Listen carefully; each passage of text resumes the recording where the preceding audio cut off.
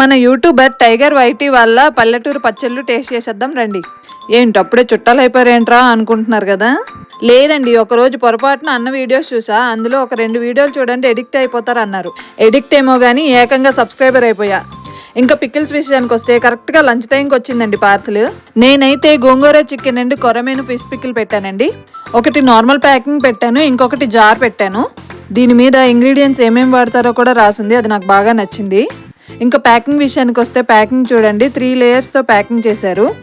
Packing కూడా బాగుంది. ఇంకా కాస్ట్ విషయానికి వస్తే వీళ్ళ పేజ్లో తక్కువ కాస్ట్ ఉన్నాయి. అండ్ ఈ సంక్రాంతికి అన్న 15% ఆఫర్ కూడా ఇచ్చారు, అందుకే ఆర్డర్ చేశా. ఇది చికెన్ గోంగూర పికిల్ చూడడానికి అయితే చాలా బాగుంది.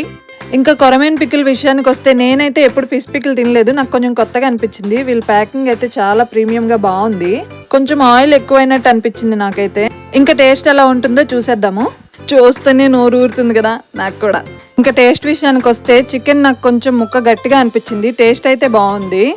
ఇంకా కొరమేను అయితే ఫస్ట్ టైం తిన్నాను, కానీ నాకు టేస్ట్ నచ్చింది. పీసెస్ కూడా బాగున్నాయి, గట్టిగా ఏం లేవు.